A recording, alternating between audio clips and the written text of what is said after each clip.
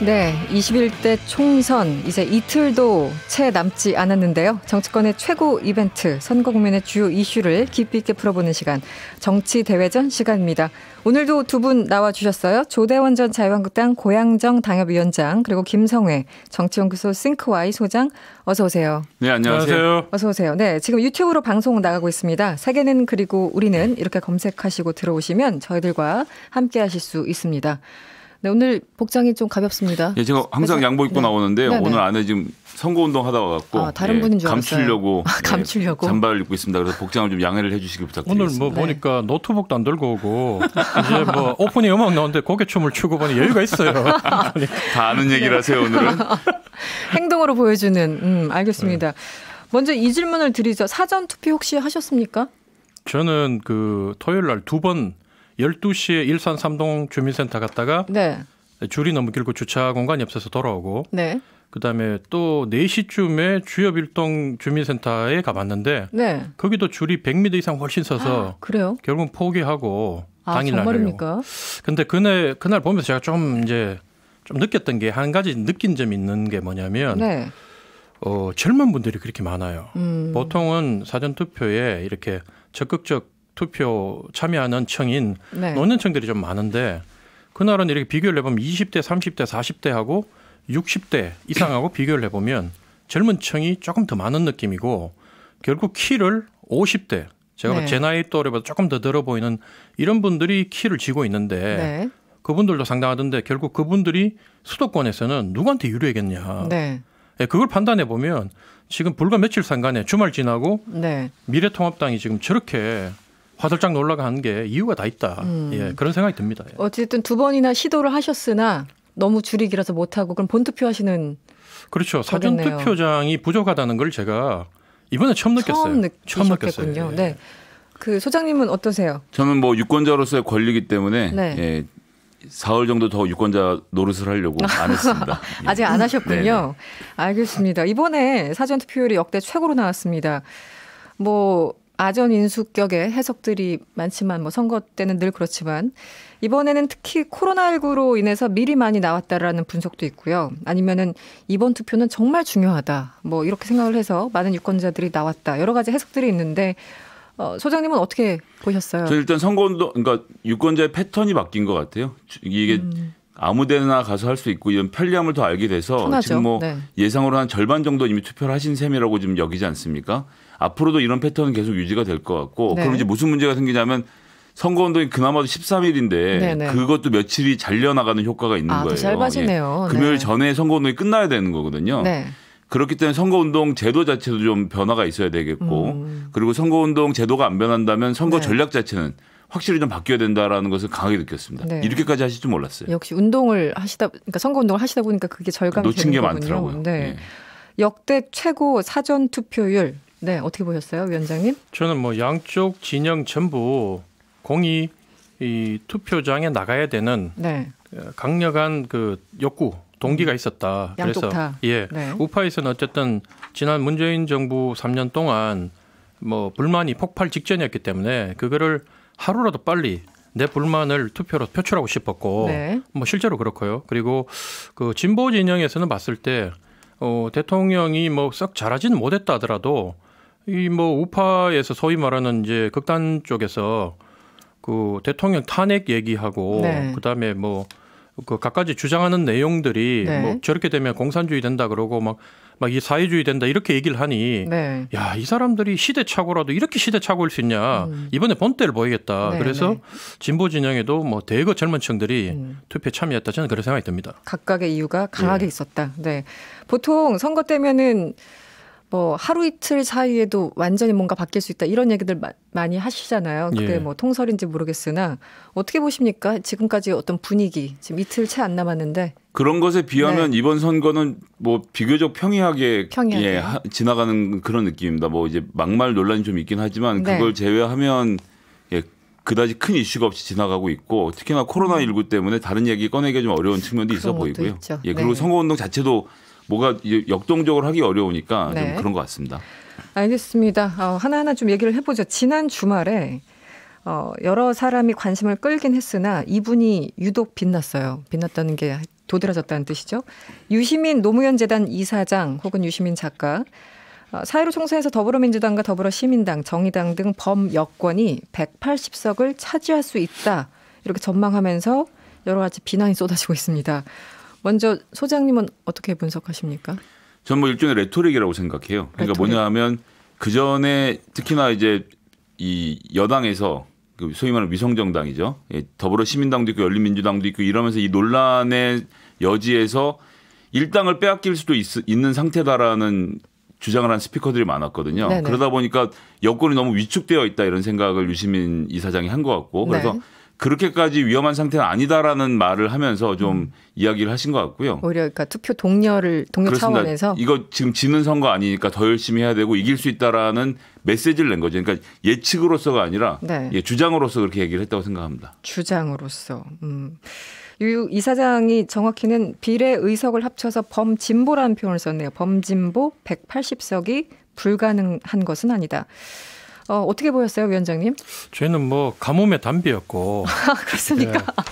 네. 네. 그리고 뭐 이 말 딱 듣는 순간 옛날에 네. 정청래 의원님 생각이 딱 나던데. 정청래 의원님. 그 정청래 의원님 늘 저한테 얘기하시기를 그 우리 국민들은 능력이 없는 건 좀 참아줘도 네. 오만한 건 못 참는다. 네, 네. 그래서 지금 사실은 진보 쪽 인사들하고 얘기를 뭐 오프 더 레코드로 이렇게 얘기를 하면 사석에서 이미 180석까지는 아니더라도 이미 160석 이상 170석에 근접한다. 네. 거의 열린민주당까지 합치면 거의 170석 돌파한다는 분위기예요. 네, 네. 그래서 이런 것들이 그동안 자기들끼리는 조심해서 이렇게 좀 일진들은 이런 거를 선거 역풍이 불 거를 알고 조심하는데 네. 패널들도 진보 쪽 패널들 좀 이진들 있잖아요. 이렇게 좀 한 칸 쳐지는 사람들. 네. 그 사람들은 너무 지금 신이 나가지고 네. 막 그걸 자랑하려고 저한테도 얘기하고 하는 걸 봤거든요.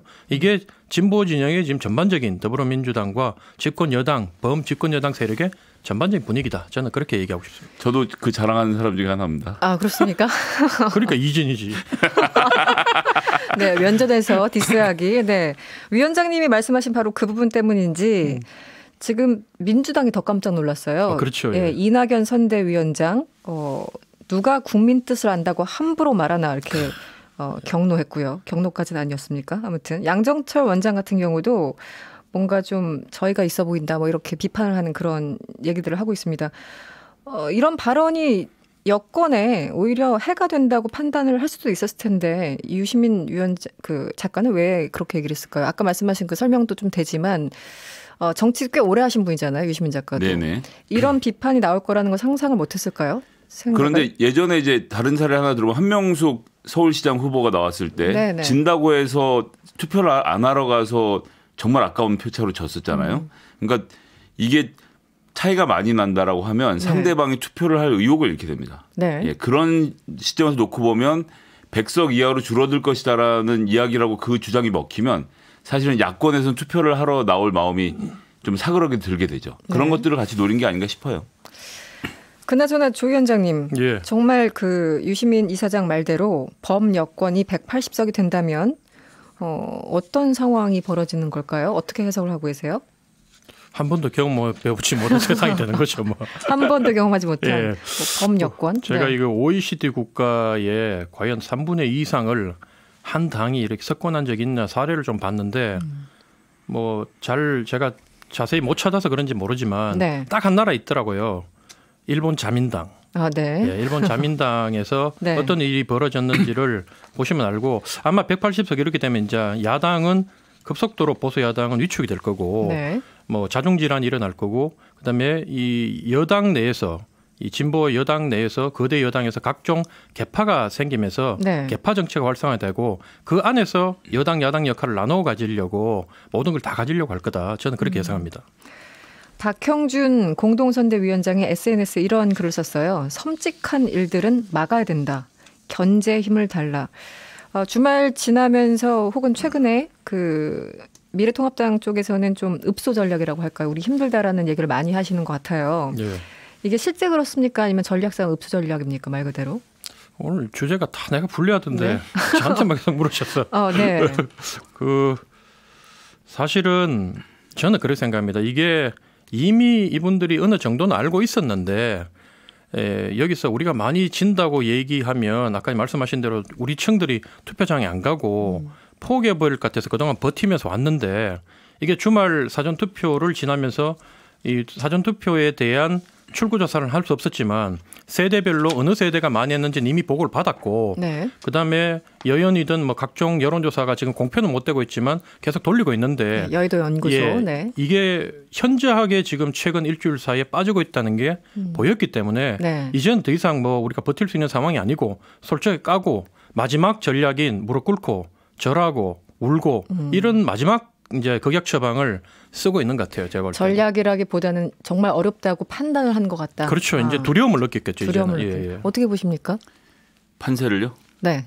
저는 지금 다른 것보다 제일 중요한 포인트는 오세훈, 나경원, 황교안 이렇게 세 분이라고 생각하는데요. 네. 예. 그 세 분을 미래통합당이 차세대 리더로 인정을 안 하는 거예요. 그러니까 미래통합당 당원들이. 그러니까 지금의 이 리더십으로 안 된다라는 생각을 하고 있는 거고 네. 그렇다고 하면 미래통합당 이번에 한번 확 갈아엎는 게 좋겠다라는 판단을 하고 투표도 안 하고 그 차세대 리더들에게도 표를 안 몰아주는 현상이 벌어지는 거죠. 이게 또 하나 보이는 것은 소위 말하는 게 강릉을 포함해서 이 강원도 김경수 후보 이런 분들은 사실은 도전은 많이 했지만 당선권을 상상 먼 사람이었는데 지금 여론조사 1등도 하고 있잖아요. 심지어 여기까지 흔들리고 있다는 것은 이번 선거에서는 미래통합당 굉장히 어려울 거라는 얘기를 저는 포함하고 있다고 그렇게. 생각하고 네. 근데 이제 이게 무슨 문제가 있냐면 네. 그렇게 해서 그게 뭐 범여권이 160이든 170이든 하게 되면 사실은 이 문재인 대통령 하반기 국정 운영은 전부 다 여당이 책임지는 게 되는 겁니다. 근데 네, 이제 네. 코로나 사태가 몰고 올 경제적 충격을 고려하면 앞으로 2년 동안 경제가 굉장히 어려워질 건데 이 모든 책임을 오롯이 여당이 다 떠안아야 되는 상황이 되고 그런 도중에 야당은 예를 들면 이제 조대원 위원장 같은 분이 이제 대표적인 분인데 네. 저런 분들이 혁신을 주장하면서 네. 야당 분위기를 갈아엎으면 네. 그 다음번 대선이 지금 상태로 보면 이 총선을 이긴다고 민주당이 좀 좋아할 수 있는 그림은 아니라고 봐요. 예. 조대원 위원장 같은 분이 이제 정풍 운동의 중심에 설 수 있을 그렇죠. 것이다. 아니, 전 농담을 하는 게 그런 아니라 날이 올까요? 아니 네. 저는 미래통합당이 이번에 굉장히 안 되면 그런 기회가 반드시 오고 그래서 이번 기회에 정말 말 그대로 박근혜 그 탄핵이 뭐 적법하냐 어쩌냐 이 논란을 떨쳐내고 나면 다시 보수에게 유권자들이 표를 주는 그림이 그려질 것이고 그게 네. 사실은 민주당으로서는 긴장해야 되는 포인트라고 생각합니다. 네. 질문에 비해서 답변이 굉장히 멀리 가셨어요. 네. 남원정을 연상하는. 저를 띄워주셔서 너무 감사하지만 또 한편으로 생각하면 우리 참 상대한테 이런 얘기까지 들어야 되는 우리 당이 참 참담합니다. 네, 참담. 그렇습니까? 예. 그 참담한 가운데 이 질문도 드려볼게요. 예. 샤이 보수가 있을 것이다. 그리고 이제 뭐 보수가 아니더라도 샤이 야당 있잖아요. 항상 선거 때 야당임을 숨기고자 하는 사람들의 심리들. 샤이 보수가 꽤 될 것이고 특히 수도권 같은 경우는 몇 %로 이제 그 당락이 결정되다 보니까 여기에 대해서 좀 믿을 구석이 있다라고 보시는 분들도 있지 않습니까? 미래통합당 안에서는. 뭐 샤이 보수 5%다 10%다 얘기하는데 저는 샤이 보수가 분명히 그 많다고 보고 네네. 근데 문제는 그 샤이 보수들이 끝까지 샤이하게 끝나버릴 것 같아요. 아, 투표를 안 한다는 뜻인가요? 예. 네. 그렇습니까? 사실 뭐 제가 주변에 얘기를 좀 하고 하는데 네. 오늘도 60대 후반분이 뭐 유명한 은행에 사실 부행장까지 하신 분인데 전화 네. 오셔서 네. 정말 하소연을 하면서 어떻게 당이 이렇게 됐느냐. 자기는 한 달에 3만 원씩 이렇게 우리 당에 내는데 네. 처음에 이 당비를 그렇게 내도 당에서 연락 한번 없었고 네. 이 책임당원 이런 사람 관리도 없고 뭐 상의도 없고 예를 들면 뭐 통보도 없고 근데 지금 공천하고 난 뒤에 당이 돌아가는 모습들 쭉 보면서 참 자기는 이제는 당원 그만하려고 한다. 그러면서 투표장에도 내가 진짜 가서 해야 되는지 말아야 되는지 이런 부분도 고민할 크다. 정도로 그리고 연세 많으신 분들도 예를 들면 80 넘고 이런 분들이 코로나 국면에서 우리가 이길 수 있다 그러면 자녀들이 엄마 가자 아빠 가자 해가지고 아버지 찍읍시다 하는데 이 상황이 이렇게 되고 계속 부끄러운 소리가 들리니 네. 이게 진짜 어머니 저 코로나 이런 어려움이 있어도 투표장 갑시다 이렇게 얘기하겠어요 이게. 저는 네. 이 샤이보수라는 게 이번 선거에는 크지 않다고 생각하는 게 안심번호가 제공이 되지 않습니까? 지금 예, 그래서 여론조사가 예전에 비해서 비약적으로 발전을 했고 특히 지난 총선은 아니었고 이번 총선부터 안심번호가 적용이 됐기 때문에 지금 보는 게 거의 맞아 들어갈 거라고 생각합니다. 다만 이제 유선 비율을 어떻게 섞느냐에 따라서 결과가 다르지만 예, 전문가들 보면 알죠. 지금 막말 논란, 항상 선거 때 막말 논란, 누가 더 막말을 많이 하나 이러면서 서로 표를 깎아먹는데 뭐 양쪽에서 다 얘기가 좀 나오고는 있습니다. 그나저나 이 차명진 후보 같은 경우는 결국 제명 처분을 했어요. 제가 위원장님한테 자꾸 이런 질문을 드리게 되는데 어쩔 수 없이 워낙 논란이 되다 보니까 좀 일찍 그 처리를 했어야 되는 게 아닌가. 탈당 권고 결정을 내렸잖아요. 당초에. 이거 좀 잘못된 거 아니었을까요? 어떻습니까? 저희가 안 그래도 이런 결정이 나고 난 뒤에 네. 제일 먼저 얘기한 게 황교안 얘기인데 더 이상 안 하고 황교안 대표는 더 이상 기대할 게 없기 때문에 황교안 대표 얘기는 안 하고 딱 같은 분들이 저하고 나눈 분들이 네. 야, 김종인 위원장도 참 옛날 같지 않구나. 옛날 같았으면 금방 이런 당에서 이제 윤리위에서 탈당 권고라는 이런 참 황당한 처분을 내렸다 그러면 대반 이분이 나 그만한다 그러고 거기를 강력하게 비판하고 그냥 압박을 내가 빨리 결정을 했을 건데 네. 이게 지금 며칠 끌었잖아요. 한심하다 뭐 이런 정도 얘기하고 네. 그래서 우리 봤을 때 그 며칠 상간에 사실은 민주당이 여기다가 뭐 쓰레기 얘기하고 온갖 막말을 다 했음에도 불구하고 이게 다 여기 블랙홀처럼 빨아당겨 버린 거예요. 그러니까 힘을 쓸 수 있는 게 없어요 지금 상황이. 네. 기본적으로 읍소가 아니라는 거예요. 그러니까 지금 미래통합당이 하고 있는 게 절은 하는데 읍소는 아니에요. 차명진 네. 같은 분을 지금 선거비 보존해 주겠다고 열흘 있다가 제명해 드릴게요라고 선언하는 당 아닙니까? 그리고 그것에 대해서 황교안 대표는 윤리가 그렇게 결정했는데요. 이렇게 얘기하는 아니한 인식을 하고 있는데 이걸 누가 읍소를 한다고 보겠습니까? 그렇기 네. 때문에 문제가 있고 그다음에 네. 지금 이제 쓰레기 발언 이제 백원호 의원 말씀하시는 것 같은데 네. 이게 등가로 비교를 할 수가 없는 게 차명진 씨는 국민들을 상대로 그것도 우리나라 가장 고통받는 세월호 유가족들을 상대로 한 막말을 한 거고 네네. 백원호 전 의원이 이야기한 것은 상대 당에 대한 비판이거든요. 네네. 그러니까 이 사람이 그러니까 막말이라는 거 중요한 것은 뭔가 어떤 단어를 쓰는 게 중요한 게 아니라 국민들을 어떻게 규정하고 있느냐인데 예를 들어서 김진태 캠프에서는 지금 보니까 그 세월호 현수막을 훼손해서 절도한 것이 지금 뭐 이제 선거 운동 차량에서 발견이 된 네네. 지경이 됐는데 이런 것들이 국민을 어떻게 생각하는지 그대로 보여주는 거잖아요. 네네. 그렇기 때문에 막말이 저는 같은 차원이라고 보기 어렵다고 봅니다.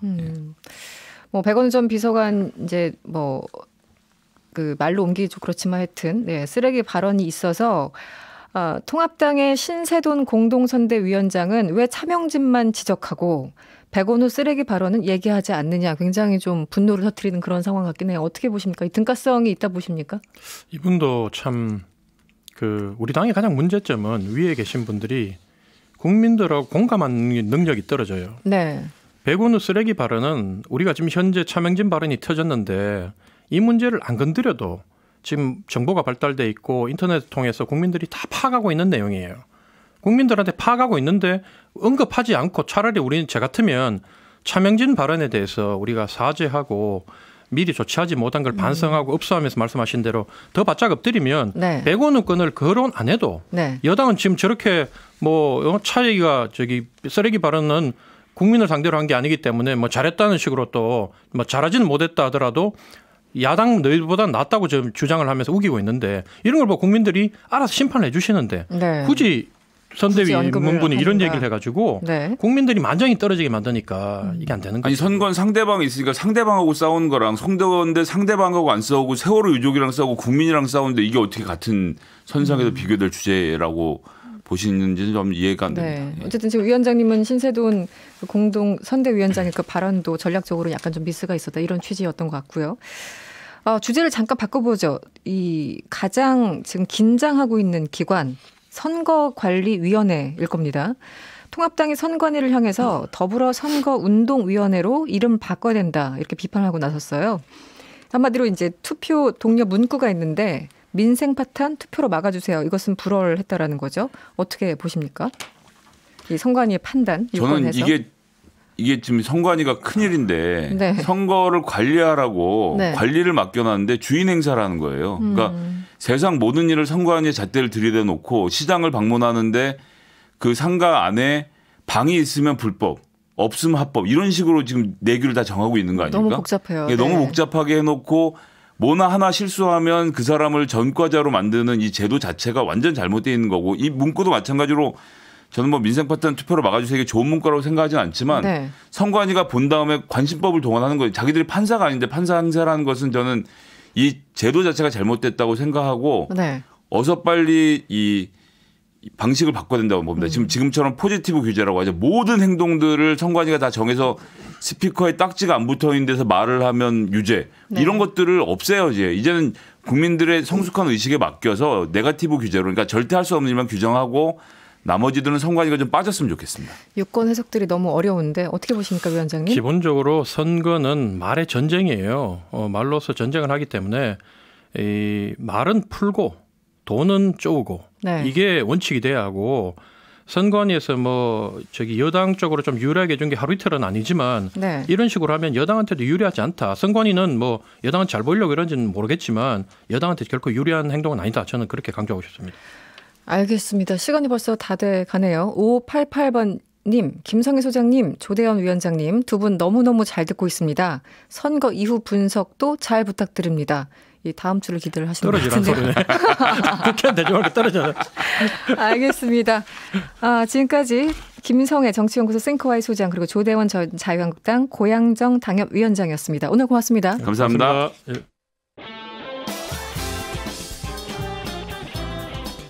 여러분의 퇴근길을 꽉 채워드립니다. 평일 저녁 6시 5분 이승원의 세계는 그리고 우리는